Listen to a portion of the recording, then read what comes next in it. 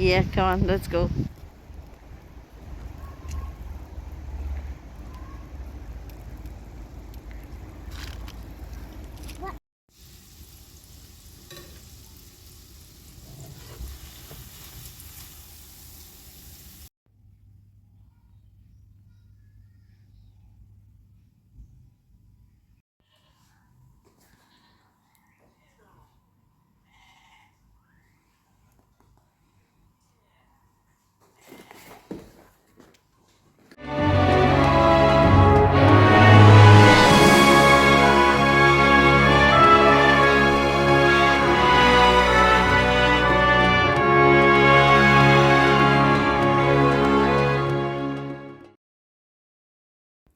बिस्मिल्लाहिर्रहमानिर्रहीम। अस्सलाम वालेकुम।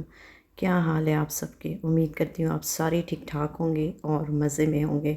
रमज़ान मुबारक हो आप सब लोगों को। अल्लाह पाक हम सब की दुआएं, इबादतें और रोज़े कबूल फ़रमाएँ। आमीन सुम्मा आमीन। आज के व्लॉग में मैं आप लोगों के साथ में शेयर करूँगी मुंबई स्टाइल दही बड़े और जो रमज़ान की ग्रोसरी हॉल, ये मैं आपके सामने पेश करूँगी। सो बने रहिएगा मेरे साथ में और मज़ा लीजिएगा। यही था सुबह का टाइम। हमारे यहाँ पे जो है इतनी स्नोफॉल हो रही थी, रात तक का कुछ भी नहीं था, बस बारिश हो रही थी। फिर उसके बाद में जो सुबह उठ के देखा तो ये तो पूरा रास्ता ही दिन ही उल्टा पड़ा हुआ है। तो फिर सोच में पड़ गए कि भाई आज बच्चों को स्कूल भेजना है या नहीं भेजना है। लेकिन ये था कि यहाँ पे अटेंडेंस जो है वो बहुत ज़्यादा इम्पॉर्टेंट होता है, तो हमें किसी भी हालत में कैसे भी करके बच्चों को स्कूल भेजना होता है। तो अब ये इतनी वैसे स्नो थी भी नहीं, लेकिन स्नो जो है वो स्लिपरी बहुत होती है, तो बहुत मुश्किल पड़ती है चलने के लिए। तो लेकिन खैर है, लेकिन बच्चों से बढ़कर तो नहीं है। ये है कि बच्चों का अटेंडेंस भी तो ज़रूरी है ना। तो बस सुबह का टाइम जो था अर्ली मॉर्निंग का, मैं मिशाल को लेके जो है वो स्कूल जा रही थी। वो भी इतना इन्जॉय कर रही थी, बस कह रही थी मम्मा जल्दी चले, it's snow fall, it's snow fall. तो बस उसको इतना मज़ा आ रहा था ना, बस रास्ते में चल चल के जो है ना सारी जगह पे से वो स्नो और आइस उठा उठा के खेल रही थी और मुझ पर फेंक रही थी।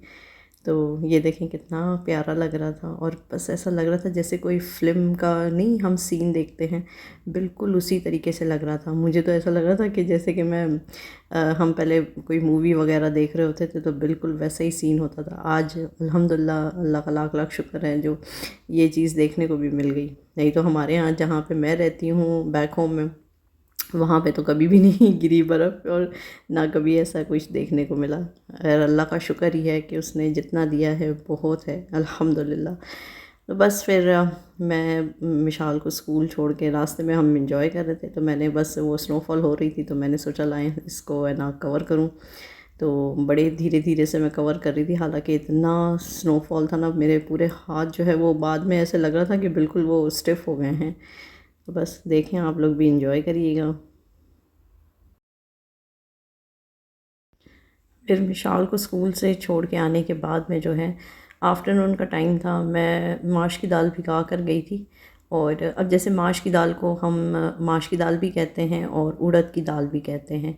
तो ये मैंने तकरीबन 1 कप जो है वो मैंने इसको भिगो दिया था। सुबह में ही मैंने भिगो दिया था इसको, और फिर उसके बाद में जो है इसके अंदर 2 मिर्चें और थोड़ा सा ज़ीरा डाल के इसको मैंने पीस लिया था। आज मैं आप लोगों के साथ में जो शेयर करी थी, मैंने आप लोगों को पहले भी बताया कि ये दही बड़े हैं, ये बॉम्बे स्टाइल के हैं, बहुत ही मज़े के बनते हैं और बहुत ही चटखारेदार होते हैं। तो ये देखें, और इसको बिल्कुल आपने ना पूरा बारीक नहीं पीसना, इसको थोड़ा सा ना दरदरा सा रखना है, ताकि जो माश की दाल है ना वो थोड़ा सी जैसे उसका क्रंच होता है ना उस तरीके का आपने रखना है। और ये इसको मैंने पीस लिया था, और फिर इसके बाद में जो है मैंने इसको साइड में करके रख दिया। तब तक फिर जो है मैं दही जो है मैं हमेशा टेस्को की दही ही लाती हूँ, क्योंकि वो बहुत अच्छी बनती है जैसे, और रहती भी बहुत अच्छी है। तो इजीली से जो है इसमें काम हो जाता है, मतलब ना ज़्यादा गाढ़ी होती है ना ज़्यादा पानी वाली होती है। तो वो ग्रीक स्टाइल बड़ी अच्छी होती है। इसमें मैंने 4 चम्मच जो है वो शक्कर डाल दी थी, और उसमें फिर जो है मैंने इसमें नमक डाल दिया था ½ चम्मच। फिर ½ चम्मच जो है मैंने इसमें लाल मिर्चें, और ½ चम्मच जो है मैंने इसमें धनिया पाउडर जो है वो मैंने डाल दिया था। ज़ीरा जो है वो मैंने इसमें से थोड़ा सा समझिए 1 चुटकी भर या 1 चम्मच के जितना मैंने डाल दिया और फिर इसको खूब अच्छे से मिक्स करके और थोड़ा सा इसमें पानी मिक्स किया था मैंने एक हिसाब किताब में कि जैसे वो जैसे इमर्स हो जाए उसके अंदर। तो ये देखें, जब भी आप दही को फेंटें तो उसको ये कोशिश करें कि उसको इतने अच्छे से हो जाए कि वो खुद से ही पानी का टेक्सचर आ जाता है उसके अंदर। बिल्कुल थोड़ा सा पानी मिलाइएगा, उससे क्या थोड़ी सी गाढ़ापन भी रहता है और थोड़ा सा पतला भी होता है। फिर इसके बाद में जो है मैंने 1 चम्मच इसमें चिली फ्लेक्स डाल दिया था और आधा चम्मच जो है मैंने इसमें ना थोड़ा सा वो रायता मिक्स करके है मेरे पास एक था, वो मैंने इसमें डाल दिया था। अब इसमें जो है देखिए मैंने जब इसको मिक्स किया था यानी मिक्सी में, तो इसमें मैंने नमक नहीं डाला था। आपने भी अगर आप ट्राई करेंगे तो इसको इसमें ना नमक ना डालिएगा, जब एंड में बिल्कुल डालें, क्योंकि नमक जो है वो इसकी वजह से ये पानी छोड़ देता है। ये देखें, फिर इसके बाद में जो है आपने स्ट्रेट अवे आपने इसको जो है आपने इसके फुल्की बना लेनी है और इसको बस मीडियम हाई टू मीडियम या मीडियम टू लो में करके जैसे आपकी मर्ज़ी आप उस तरीके से कर सकते हैं। मैं ज़्यादा उसको रेड नहीं करती, थोड़ा सा ब्राउनिश रखती हूँ मैं, लेकिन वो माश की दाल जो है वो बहुत जल्दी गल जाती है, तो इस वजह से उसका क्रंच वगैरह जो है वो बहुत अच्छा आता है।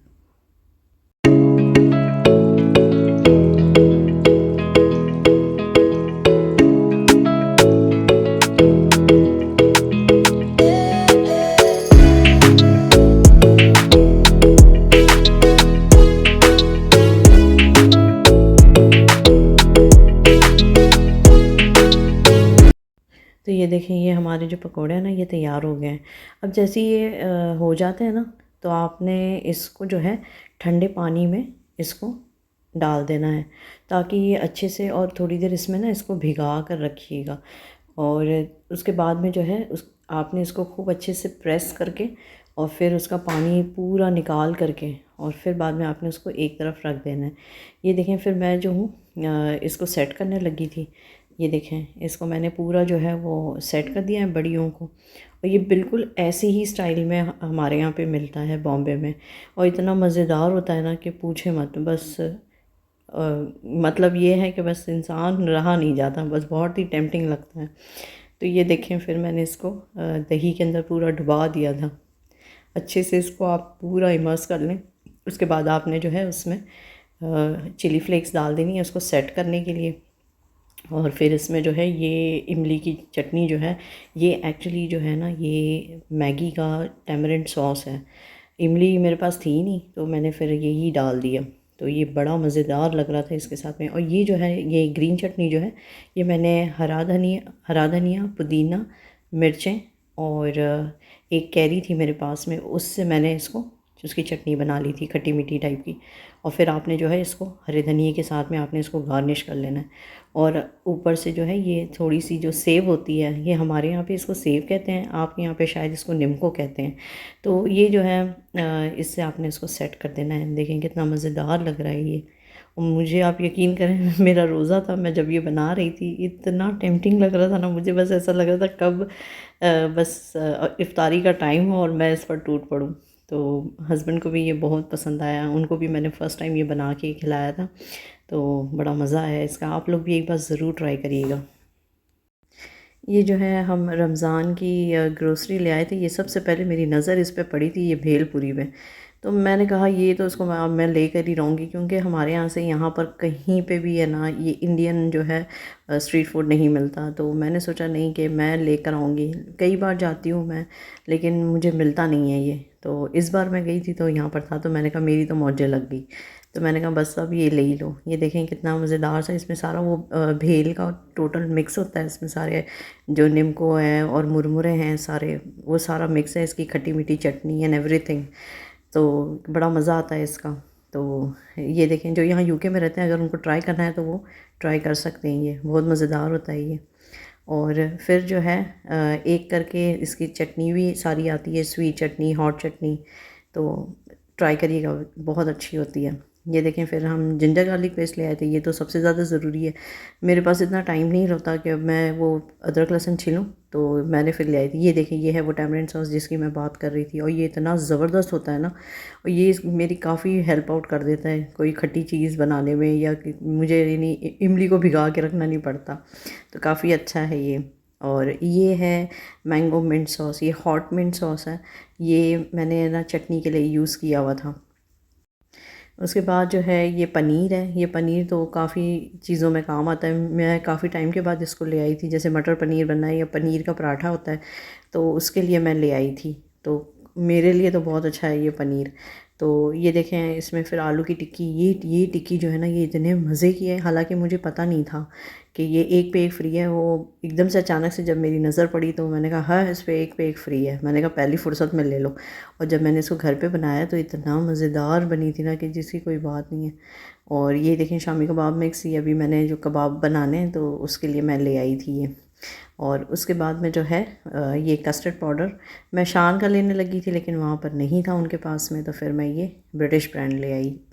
ये भी बहुत अच्छा होता है, इसको मैंने एक ही बार यूज़ किया हुआ था। और ये देखें, ये पिस्ता जो है, ये अभी इसको मैं भिगा करके रखूँगी ताकि मैं रमज़ान में जब 15वां रोज़े के बाद में जो है मैं बादाम और पिस्ता छीलती हूँ और उसको ड्राई करती हूँ और फिर है ना शिरकुरमे के लिए होता है। ये मैंने बीच में ऐसे ही शिरकुरमा मिक्स ले लिया ताकि जैसे कभी हस्बैंड की छुट्टी हो तो मैं उसके लिए बना लूँगी। ये बहुत मज़े का बनता है। ये सिर्फ आपने दूध में डाल करके बस बना देना है। ये है मैदे का आटा। ये मैदे का आटा मैं हमेशा रखती हूँ, कभी जैसे हमने छोले बनाए हैं या कभी दिल चाहा कि चलो मैदे के पराठे भी बनते हैं, तो once in a blue moon हमारे यहाँ बनते हैं, तो चलें उसके लिए। ये बच्चों के लिए मैं ले आई थी। ये भी बहुत अच्छे होते हैं, मज़ेदार से chilli and lemon potato chips. तो बनस्बत इसके कि वही हम घर में इतना वो करें, तो इससे अच्छा है वो टाइम वेस्ट करने से अच्छा है तो आप ले लो बाहर से। तो ये है फेनल सीड्स, सौंफ। ये मुझे बहुत ज़रूरी होता है क्योंकि मैं मॉर्निंग में जो पानी पीती हूँ उसके लिए मुझे ज़रूरी होता है। ये है ज़ीरा। ज़ीरा मैंने इसको भून करके और इसको रोस्ट करूँगी थोड़ा सा, और फिर ज़ीरा पाउडर बनाऊँगी भुना हुआ। ये पॉपी सीड्स मैं ले आई थी हमारे यहाँ पे ना, जैसे एक बादाम पिस्ता काजू और खसखस के साथ में एक मिक्स बनता है। और ये था करी लीफ, जिसको मैंने गुस्से में फेंक दिया था। मैं ढूंढने जा रही थी फ्रेश वाले और वो नहीं मिला, तो मुझे बहुत गुस्सा आया हुआ था। और ये है हलीम मिक्स। आपको पता ही है हलीम, इसमें सारा कुछ मिक्स होता है, बस आपने डालना होता है। ये है पाव भाजी का। ये पाव भाजी का भी बहुत ज़बरदस्त था। इससे पाव भाजी बहुत अच्छी बनती है। इसका बस एक टच देना होता है अपने। ये फेनल सीड्स, और इसका वापस से दोबारा से आ गया था।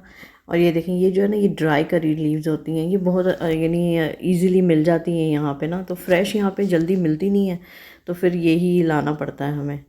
और ये है उड़द की दाल। ये जो मैं कह रही थी आपसे कि माश की दाल और उड़द की दाल जो है ना, अब क्या कहते हैं हमारे यहाँ, तो इसको उड़द की दाल भी कहते हैं, माश की दाल भी कहते हैं। आप लोग भी मुझे ज़रूर बताइएगा। ये ले आई थी मैं, एंड ऑफ द डे मेरी नज़र पड़ी, मैंने कहा लाए मैं उठा ही लूँ इसको, इमली को। तो ख़त्म भी हो गई थी। और ये है वो येलो पीस।